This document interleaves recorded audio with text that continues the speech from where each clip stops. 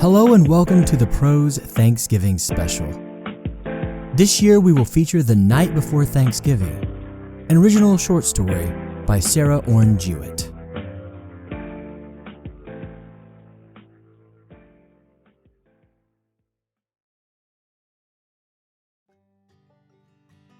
Part 1.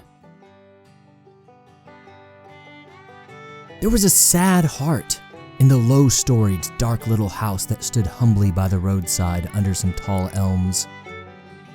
Small as her house was, old Mrs. Robb found it too large for herself alone.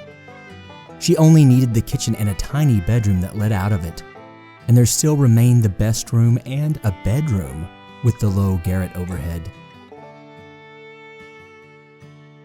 There had been a time after she was left alone, when Mrs. Robb could help those who were poorer than herself. She was strong enough not only to do a woman's work inside her house, but almost a man's work outside in her piece of garden ground. At last, sickness and age had come hand in hand, those two relentless enemies of the poor, and together they had wasted her strength and substance. She had always been looked up to by her neighbors as being independent, but now she was left lame-footed and lame-handed, with a debt to carry and her bare land and the house ill-provisioned to stand the siege of time. For a while she managed to get on, but at last it began to be whispered about that there was no use for anyone so proud. It was easier for the whole town to care for her than for a few neighbors, and Mrs. Robb had better go to the poorhouse before winter and be done with it. At this terrible suggestion, her brave heart seemed to stand still. The people whom she cared for most happened to be poor, and she could no longer go into their households to make herself of use. The very elms overhead seemed to say, "Oh no," as they groaned in the late autumn winds, and there was something appealing even to the strange passer-by in the look of the little gray house, with Mrs. Robb's pale, worried face at the window.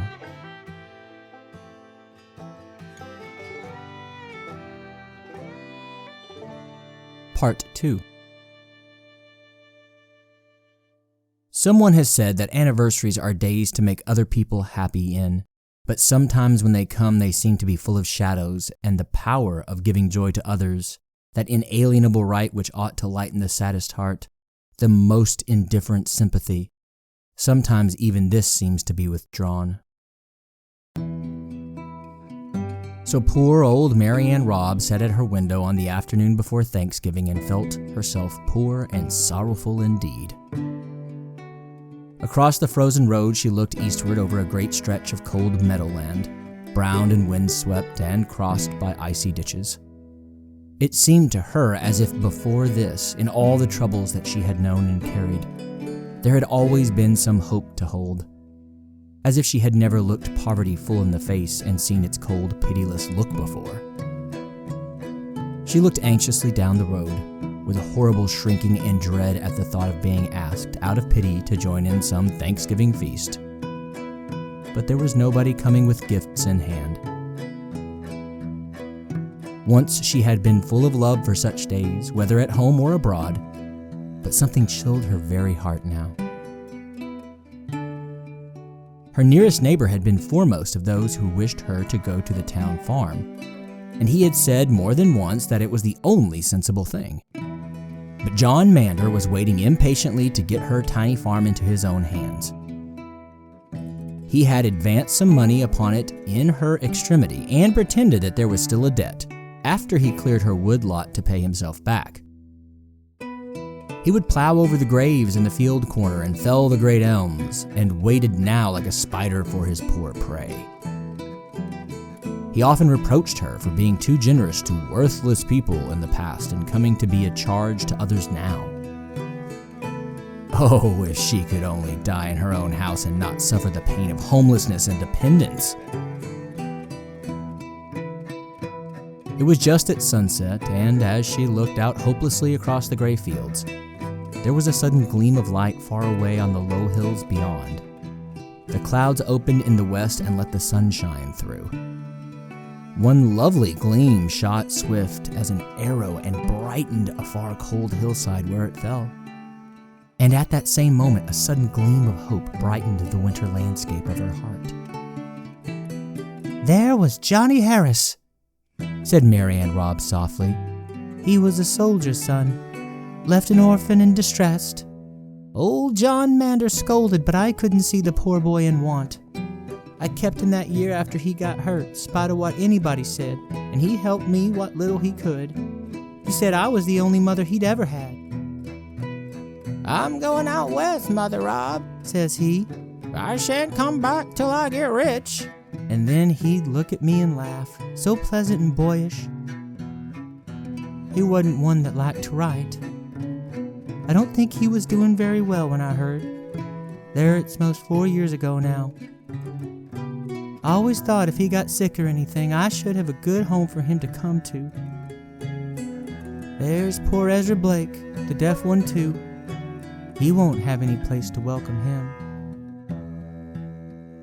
The light faded out of doors, and again Mrs. Robb's troubles stood before her. Yet it was not so dark as it had been in her sad heart. She still sat by the window, hoping now, in spite of herself, instead of fearing, and a curious feeling of nearness and expectancy made her feel not so much lighthearted and lightheaded. "I feel just as if something was gonna happen," she said. "Poor Johnny Harris, perhaps he's thinking of me if he's alive." It was dark now out of doors, and there were tiny clicks against the windows. It was beginning to snow, and the great elms creaked in the rising wind overhead. Part 3. A dead limb of one of the old trees had fallen that autumn, and poor firewood as it might be, it was Mrs. Robb's own, and she had burnt it most thankfully. There was only a small armful left, but at least she could have the luxury of fire. She had a feeling that it was her last night at home, and with strange recklessness began to fill the stove as she used to do in better days. "It'll get me good and warm," she said, still talking to herself as lonely people do. "And I'll go to bed early. It's coming on to storm." The snow clicked faster and faster against the window, and she sat alone thinking in the dark. "There's lots of folks I love," she said once. "They'd be sorry I ain't got nobody to come, and no supper the night afore Thanksgiving. I'm dreadful glad they don't know." And she drew a little nearer to the fire and laid her head back drowsily in the old rocking chair. It seemed only a moment before there was a loud knocking, and somebody lifted the latch of the door. The fire shone bright through the front of the stove and made a little light in the room. But Mary Ann Robb waked up frightened and bewildered. "Who's there?" she called, as she found her crutch and went to the door. She was only conscious of her one great fear. "They've come to take me to the poorhouse," she said, and burst into tears. There was a tall man, not John Mander, who seemed to fill the narrow doorway. "Come, let me in," he said gaily. "It's a cold night. You didn't expect me, did you, Mother Robb?" Dear me, what is it?" she faltered, stepping back as he came in and dropping her crutch. "Be I dreamin'? I was a-dreamin' about... Oh, there! What was I a-sayin'? 'Tain't true, no. I've made some kind of mistake." Yes, and this was the man who kept the poorhouse, and she would go without complaint. They might have given her notice, but she must not fret. Sit down, sir," she said, turning toward him with a touching patience. "You'll have to give me a little time. If I'd have been notified, I wouldn't have kept you waiting a minute this stormy night." It was not the keeper of the poorhouse. The man by the door took one step forward and put his arm around her and kissed her. "What are you talking about?" said John Harris. "You ain't going to make me feel like a stranger. I've come all the way from Dakota to spend Thanksgiving. There's all sorts of things out here in the wagon and a man to help get 'em in. Why, don't cry so, Mother Rob. I thought you'd have a great laugh if I come and surprised you.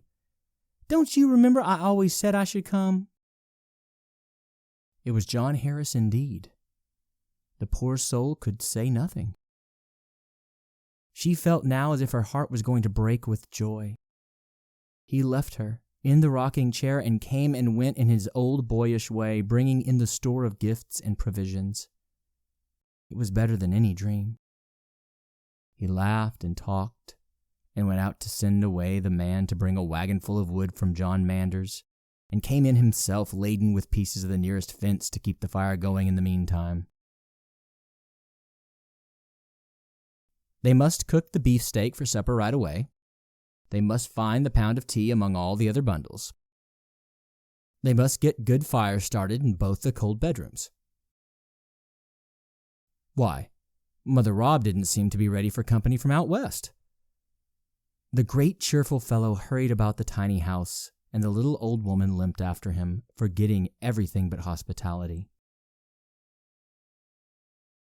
Had not she a house for John to come to?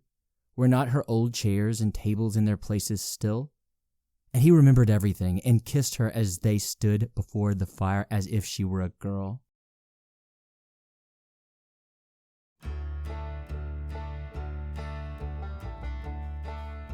He had found plenty of hard times, but luck had come at last. He had struck luck, and this was the end of a great year. No, I couldn't seem to write letters. No use to complain of the worst, and I wanted to tell you the best when it came. And he told it while she cooked the supper. No, I wasn't going to write no foolish letters, John repeated. He was afraid he should cry himself when he found out how bad things had been. And they sat down to a supper together just as they used to do when he was a homeless orphan boy, whom nobody else wanted in winter weather while he was crippled and could not work. She could not be kinder now than she was then, but she looked so poor and old. He saw her taste her cup of tea and set it down again with a trembling hand, and a look at him. No, I wanted to come myself, he blustered, wiping his eyes and trying to laugh. And you're going to have everything you need to make you comfortable as long as you live, Mother Rob. I can guarantee that. She looked at him again and nodded, but she did not even try to speak. There was a good hot supper ready, and a happy guest had come. It was the night before Thanksgiving.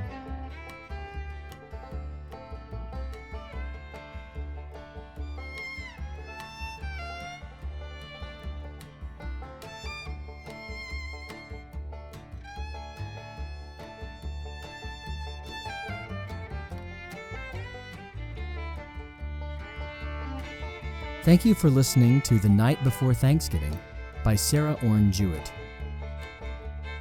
All sounds you have heard come from YouTube's free music library and freesound.org. Everything is being used under CC 01.0 public domain dedication licenses. That does it for the Thanksgiving special today. If you are celebrating, I hope you are having a wonderful time surrounded by those that you love. If you are not celebrating, I also hope you are surrounded by those that you love and are enjoying this day and this special. As always, love those around you and tell them that you do, embracing this life as it is always stranger than fiction. We'll see you soon for our next full episode.